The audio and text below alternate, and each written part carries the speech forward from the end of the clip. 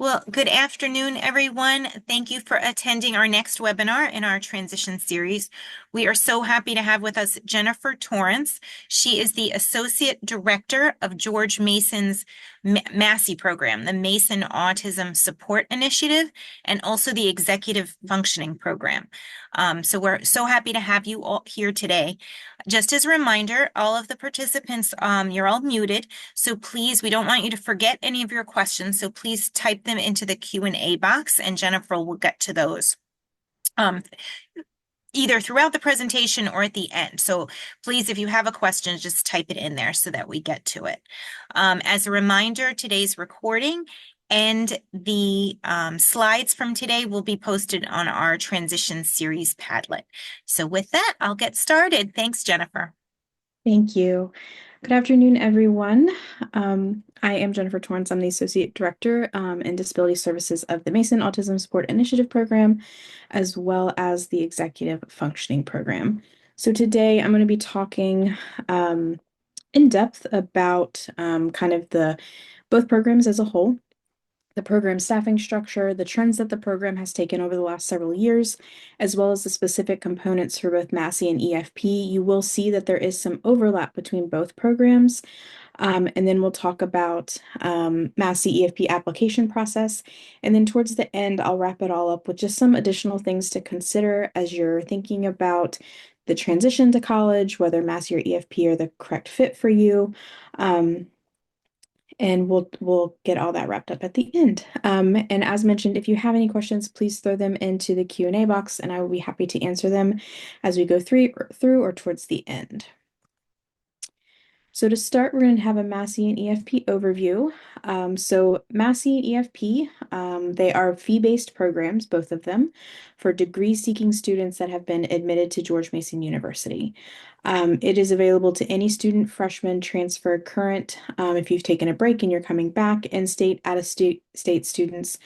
The only criteria is that you do have to be admitted to the university in order to access either of these programs. Part of the team, so we do have MASI professional staff, which is the associate director, which is myself. I also work closely with the assistant director, and there are 2 student support staff specialists as well. Part-time staff are going to be our learning strategists and learning coaches. These are the staff members that work closely with students on academic skills strategies. We'll talk more in depth about what it is they do specifically within sessions with students. We do have an MSW intern currently, and we do have peer mentors, and these are for MASI participants only. So the peer mentors are for MASI students only.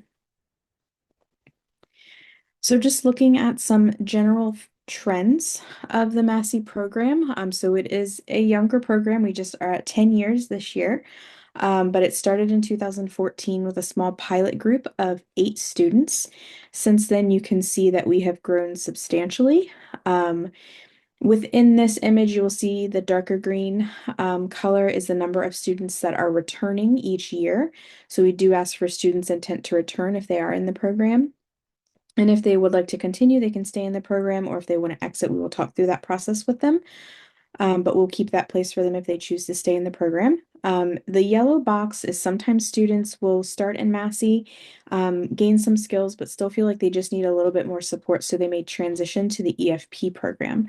So that yellow box, you'll see that in 2019 is when EFP started. So in 2020 is when we started having students transition into MASI, or I'm sorry, transition into EFP from MASI.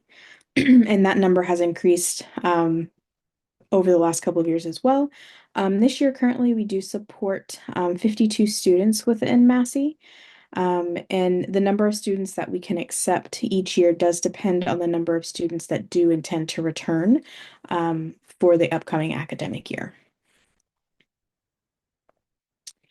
So looking at some general acceptance rates, so I mentioned that the number of students that we can accept does depend on the number of students that are returning and how we can kind of figure out the number of spots that we have available. So just the last several years, as you can see, we have trended up quite a bit in the number of applicants that have applied. And again, the number of spots that we can offer does fluctuate year to year. So this year we had 30 spots that we could offer. Last year it was only 25. The year before that was only 15. But prior to that, it was, 20. So it does depend on the year. But this past year we had 47 students that applied, 30 that were offered a spot, and 30 that accepted. So looking more closely at EFP, so as I mentioned, EFP started in 2019. It was started as a very small pilot program of 3 students. So we had 2 students that returned, and then we accepted 12 more. And as you can see, we've steadily grown throughout the last several years. The number of students, this program is a bit different because it is first come, first serve, whereas MASI, there's an application process and an acceptance possible denial process. This is first come, first serve. I will say, the number of students that we can accept also depends on number of returning students, as well as having enough support staff to be able to support students in the upcoming year. So looking over EFP acceptance rates, we have skyrocketed in terms of EFP. And as you can see, the number of students that we can actually accept each year does vary, and it is often a lot lower in terms of the number of students that actually applied. So for this past year, 42 students did apply. We were only able to offer 11 spots to students. We do keep a wait list. So if for some reason a spot does become available, we will reach out to the next person on that list, and that list is based on when you have submitted everything as part of your application, and that determines where you kind of are on that wait list.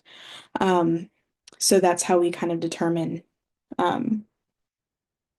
when to offer students a spot is based on that wait list. So learning strategists, learning coaches. So learning strategists work specifically with MASI students. Learning coaches work with EFP students. Their roles are almost identical. Because there's no peer mentor in EFP, sometimes there'll be a little bit more support in the social avenue in terms of helping find social events and opportunities for engagement on the EFP side through learning coaches.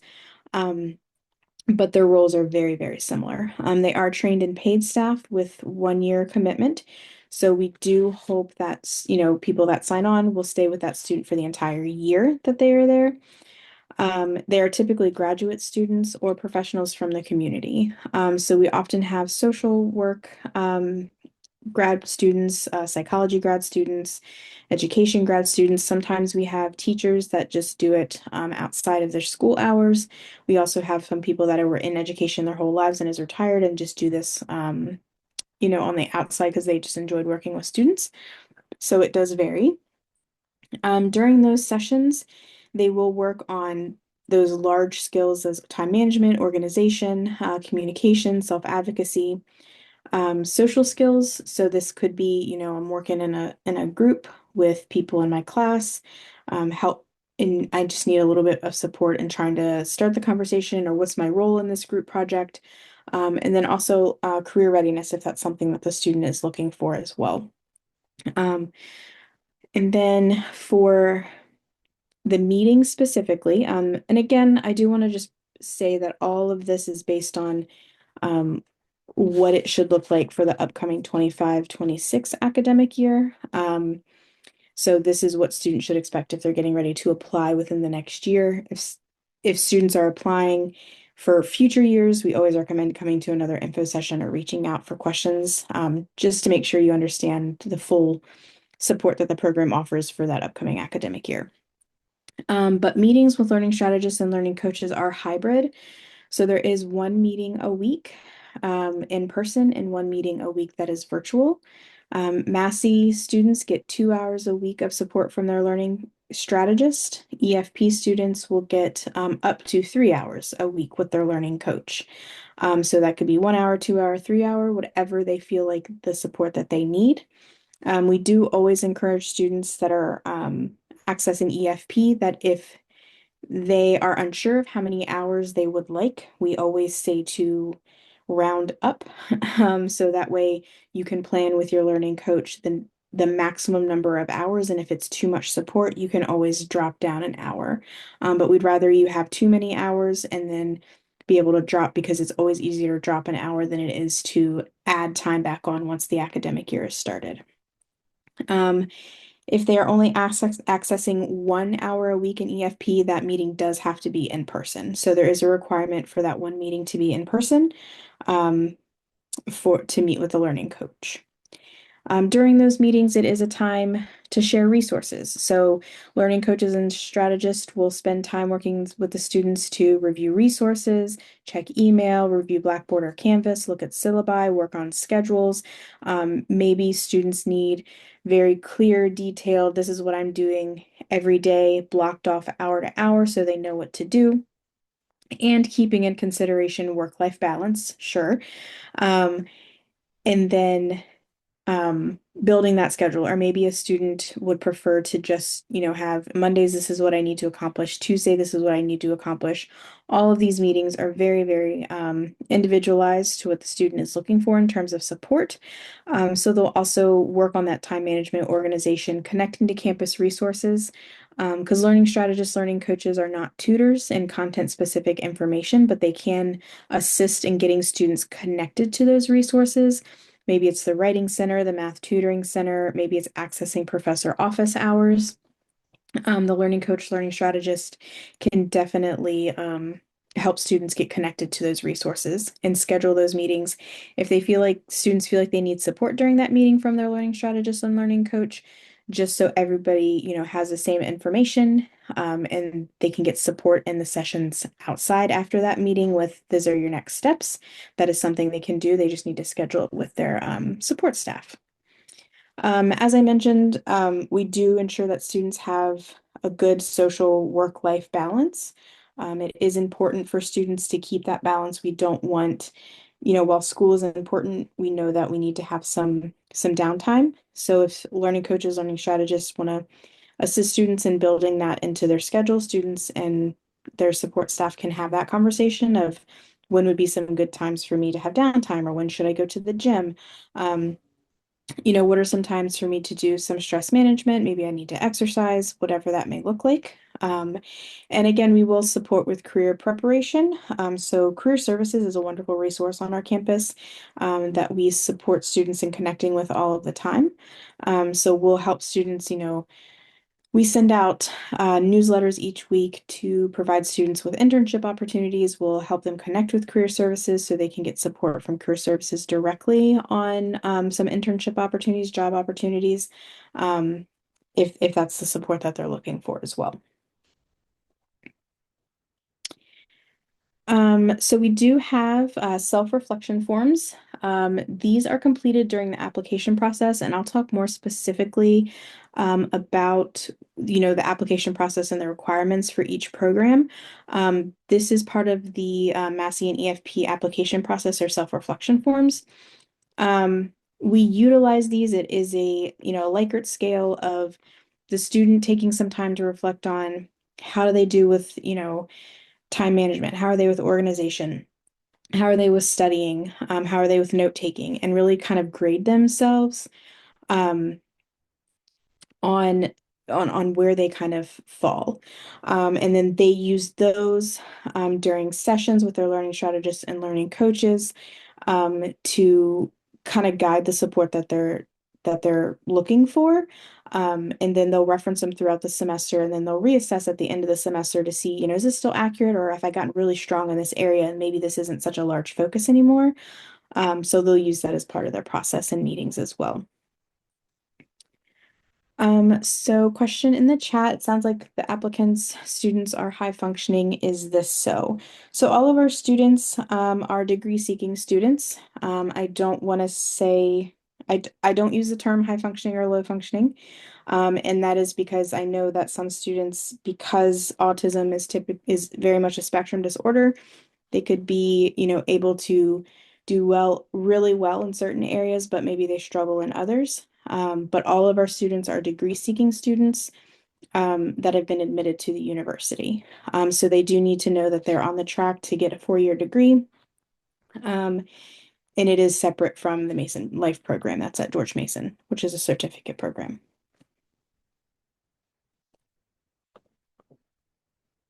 Okay. We do have parent feedback that we do provide each semester. It's twice a semester. MASI students, it is by default that you will receive feedback each semester. EFP students, they do need to opt into this option. Learning strategists and learning coaches complete a narrative that's based on meetings that have been going on throughout the semester.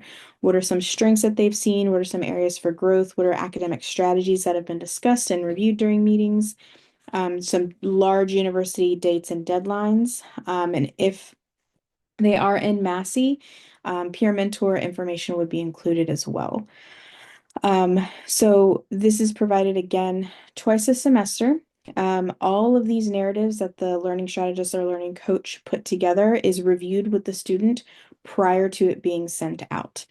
The student can choose to include or redact any of the information that is in that email.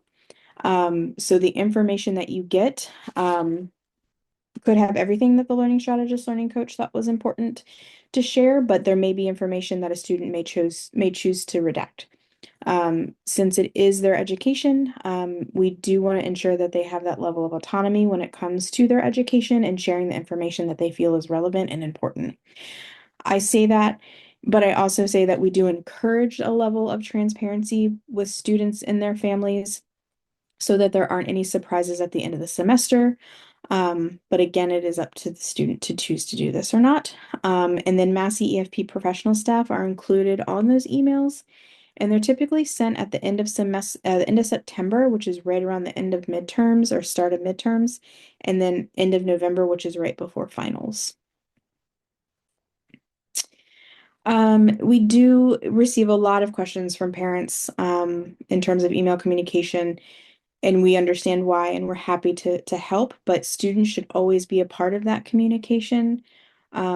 If they have questions about sessions or what they've been working on, or questions about why did they miss an exam, students should always be a part of that conversation. And some of those questions, professional staff aren't going to be able to answer, and it needs to come directly from the student. So we do encourage parents to put their students on that email. If the student isn't on the email, we will send it to the student and the learning strategist and learning coach, and they can, work on a response together, or the student can choose to respond to the email on their own. It's totally up to them. But again, because this is the student's education, they are a part of all of that communication to ensure that everybody's on the same page and we all are working towards the same goal. Program engagement is super important for us to talk about. We are both EFP and MASI are very competitive programs.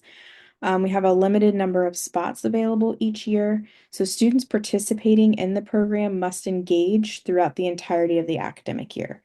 So if a student is not attending or engaging consistently, MASI and EFP will work directly with the student to schedule a meeting. We will reiterate the expectations of the program, and this would be considered the first warning for the student. And we also understand that sometimes students are sick. Sometimes things come up that are outside of their control. So when we're looking at engagement, we're looking at it very holistically. So if we've been, in the program you've been in the semester for 8 weeks, you should have had 16 meetings, but you missed 2 because you were sick and then something else came up. That's not going to be something that's going to, be a first warning. It's if, we've had 16 meetings and you've missed 6 or 7. That's going to show us that there might be some issues with engagement or participation, and we want to make sure that everyone's on the same page. If it happens again, even after that first warning, we will then schedule a meeting with the student and include parents and families. And we will talk through, again, these are the requirements of the program to maintain. Let's figure out a way to make sure you can engage in the program. We want to be able to support, and that's going to be considered the second warning. If lack of engagement and participation does continue, the student will be asked to exit MASI and EFP. And I know that some of these details may seem very specific in terms of sharing this information, but I also know that the more information that we can provide and transparency that we can provide in terms of the support that MASI and EFP provide, we just like to make sure everybody has all the information when making decision, and what's best for the education. So that was MASI and EFP. So MASI specifically does have additional components. So this next section is really about MASI support. But before I go on, I want to give just like a couple seconds or so. If there are any questions, feel free to throw them in the Q&A. And then if not, we'll just kind of continue on. But I want to give it a couple seconds to see if anybody has any questions.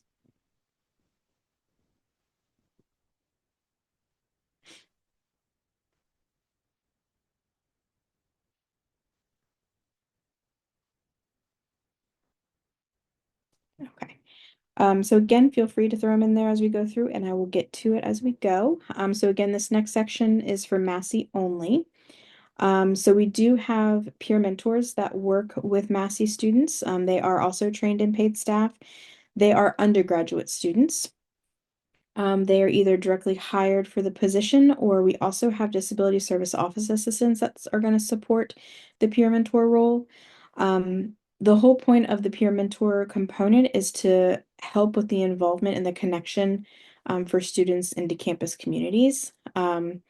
So we will provide, this is what's going on across the campus that people might be interested in, large events, campus clubs, that kind of thing. But we will also within MASI offer reoccurring weekly social opportunities, workshops, events that it vary, in interest. It could be a board game group, or it could be just, a study hall where people just want to be able to go to a space and get work while other people are there, just a change of pace. It could be, we have a Dungeons and Dragons group that likes to meet. So it's going to be a variety of things, and it's going to be several opportunities each week for students to engage and connect with, different peers within MASI, connect with different peer mentors that work within the program. If a student is looking for individual support because they have, specific questions, or maybe they want support in attending a social event on campus, and they want someone there that can kind of be there with them, a familiar face, they can reach out directly to any of the peer mentors to do that individual. So they can request individual support on an as needed basis.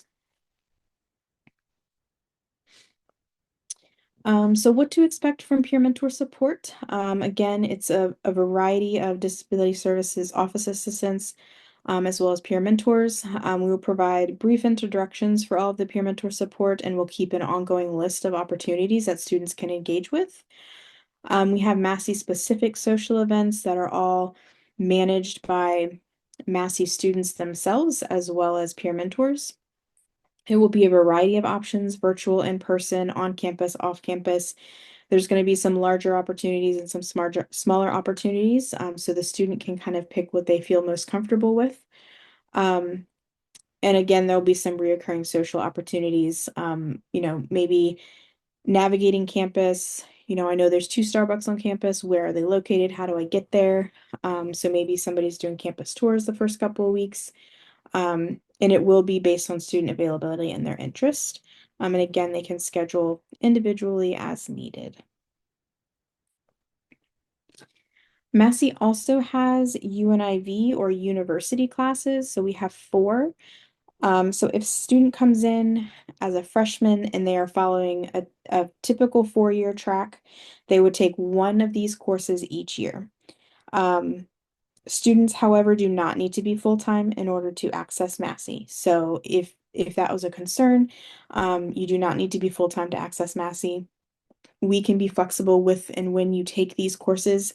But if you take a typical 4-year track, UNIV 106 is Thriving at Mason, and it talks a lot about the first year transitions, what to expect. Maybe you're living on campus and you have some independent living skills to talk through, some self-advocacy, different campus resources that are available. And this is offered in the fall, and it is for 1 credit, and students do need to take this course if they are participating in MASI. The next one is UNIV 206. This course is offered in the spring. And it is also 1 credit. It's called Exploring Identities. So it talks a lot about identity development and strengths, who a person is, within their identities, outside of their identities, and how they show up in different spaces. And then University 306 is offered in the fall. It's preparing for a career. So we talk a lot about internships, jobs, resumes, cover letters, the importance of these, and why students should access them to help build their resume for post-graduation.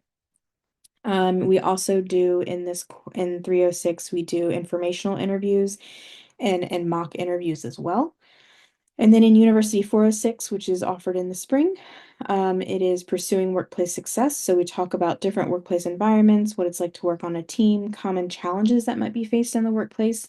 We also spend some time on disclosure. So if you need to disclose that you have a disability and seek reasonable accommodations within the workplace, that's something that we talk through in that course as well. So again, it's fall or spring semester, one each academic year for 1 credit. So again, just the social components, we have MASI specific social events, and then there is a social event planning committee. And this is made up of peer mentors and MASI students. So along with those social events that we talked about, this is also on top of that, we will have students and from MASI as well as peer mentors plan different social events together. Which is also a great way to build a resume as well, being part of a volunteer committee, that kind of thing. We talk about the importance of that as well.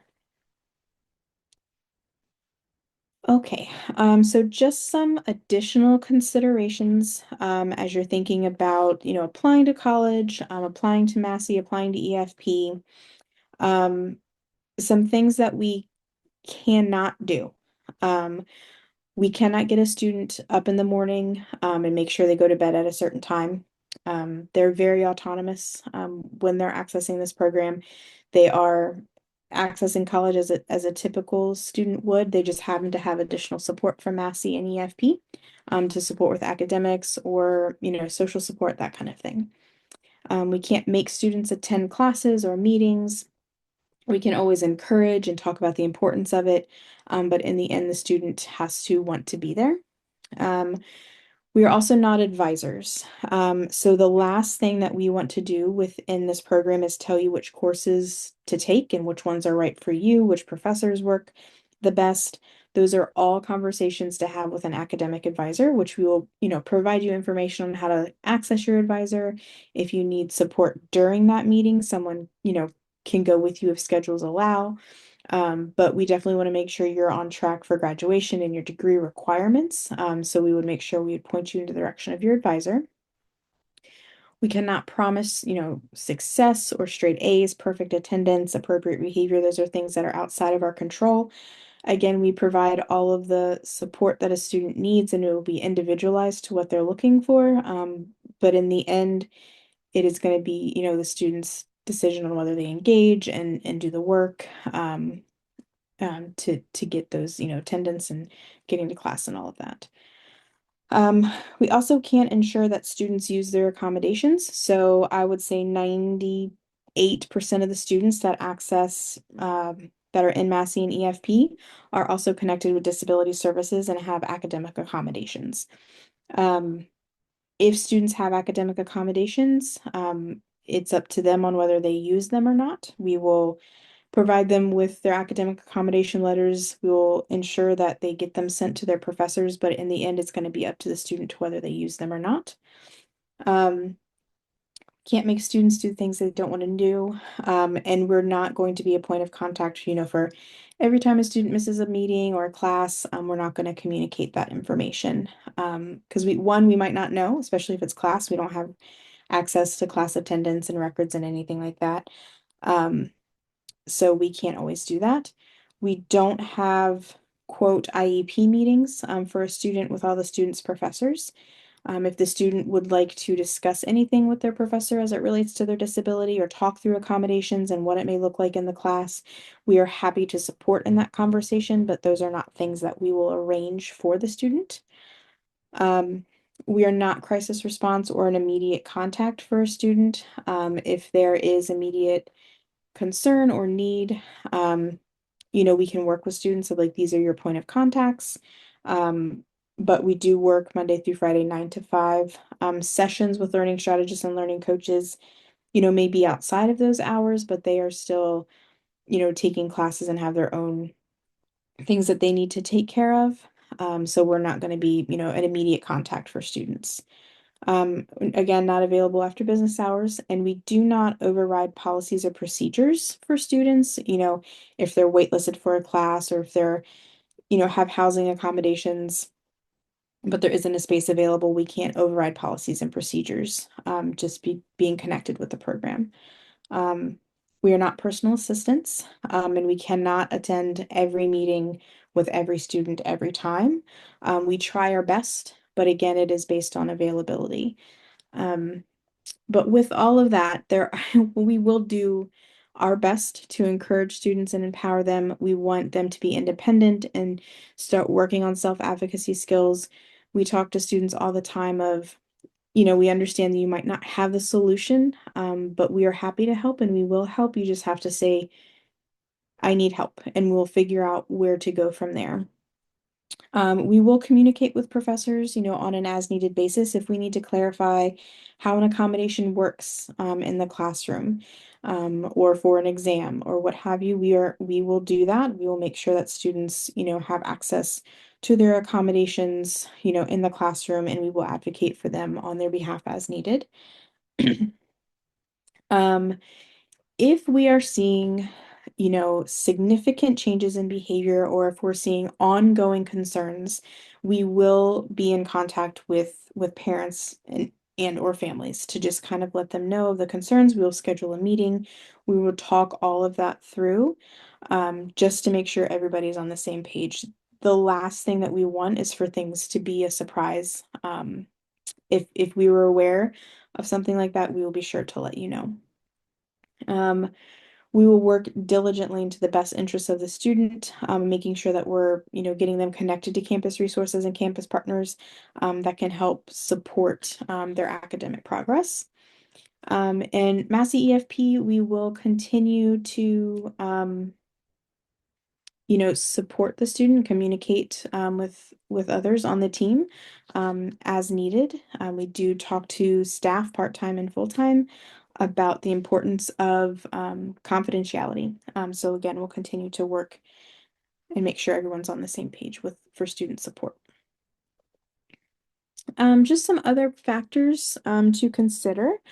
Participation in the program is a requirement on top of the course load. So I say that, because some students will come in and they want to take 16 credits. But MASI in and of itself may take 4 to 6 hours of time with that student between social engagements and UNIV, learning strategist meetings, so it can feel like a lot. So with that said, the number of credits and classes that a student takes full-time is not required to access either MASI or EFP. So if a student wants to take 12 credits, just kind of figure out the first semester, that's totally fine. Or if they need to come in and take, just 3 classes, or 3 credits, we can have that conversation as well. We always like to encourage students to make sure they're talking with their advisor about core classes versus electives. If writing is something that is of a challenge for a student, making sure you're talking to your advisors of which courses are writing intensive and being able to balance those with electives, that might not be, as writing intensive, or if it's math that is a challenge, being able to have that conversation. Um, we will also, we do encourage students to start working on some independent skills, such as scheduling their day, attending things that they need to, doing day-to-day tasks, getting themselves up in the morning, getting ready for school, working on those independent skills that are going to be needed as you navigate college, because those are important things to have as a foundation before coming. Um, and then there's a lot of questions that we get about, how do I know if MASI or EFP is the right program? This is very specific to the student need. We have some students that are just, I just need help and focus on my academics. Well, then maybe MASI is a little bit too comprehensive, and maybe we focus on EFP because you're just looking for support with academics. Or maybe MASI because you need social support and academic support. We do have some students that will apply to both programs. You are welcome to do that. You can apply to both programs. If you get accepted into MASI and you want to pull your name off EFP waitlist, you can do that. It's totally up to you. So next I want to spend a little bit of time talking about our application process. So for MASI, typical application window in the past has been mid-December to mid-March. Um, And I say typical because it could change each year. So what I always say is monitor the website for it'll have the most up-to-date information. It will say, if the application is open, it'll say the application is now open. This is when it'll close. It'll be very clear on our website. So just make sure. Um, in the past, for this past academic year, 24-25, our requirements for the application were application of itself, which is very basic demographic information, name, the G number, your address, that kind of stuff. There's an application fee for $25. We do require transcripts. These can be official or unofficial from the most recent institution. So if you're transferring from Nova, it would be those transcripts. If you're graduating from high school, it would be those transcripts. Again, they can be official or unofficial, whichever is easiest to access. We do have a requirement for comprehensive documentation. So documentation can come in a variety of forms. It can be a psychological, a psychoeducational, a neuropsychological. A lot of students have had these completed from the school psychologist, or maybe they have outside resources, but we do require that documentation as part of the application. We have recommendation forms. So this is a form that students provide to two recommenders that they complete and send back. The recommender completes them and sends them back.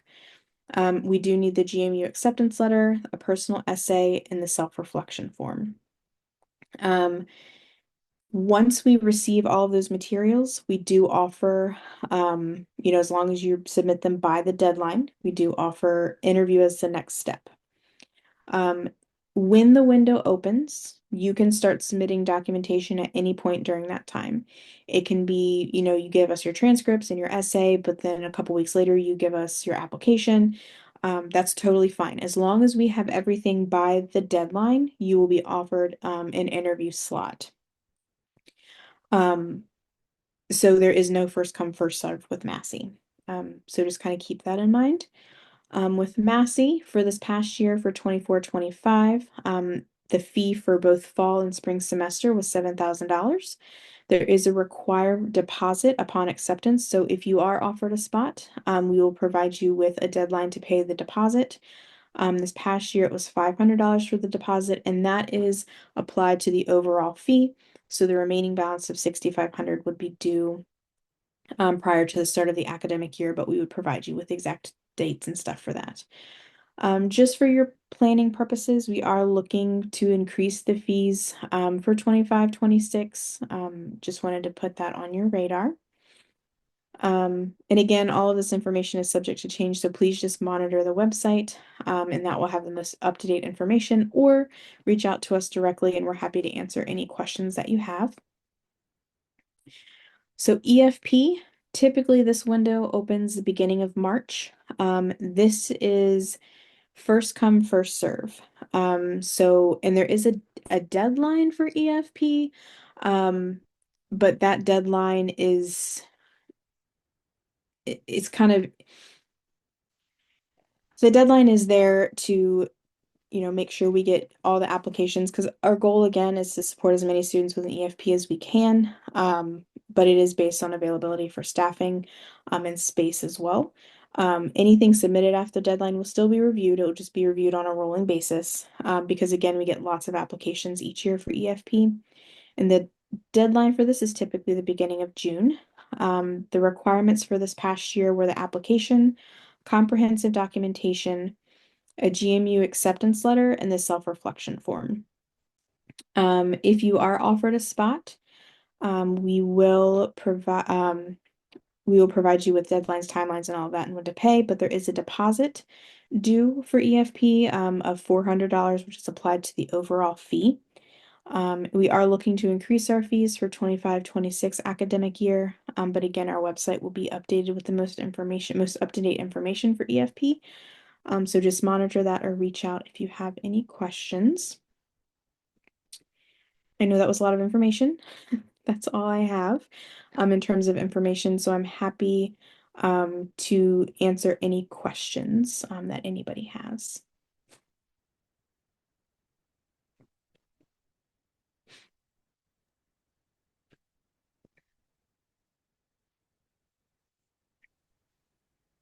Jennifer, that was very thorough, so maybe they don't have any questions. And if there's something pops up, I know that I am someone that's like 2 hours later, oh, I should have asked that question. Please reach out to us, massey@gmu.edu or efp@gmu.edu, and happy to answer any questions that you might think of.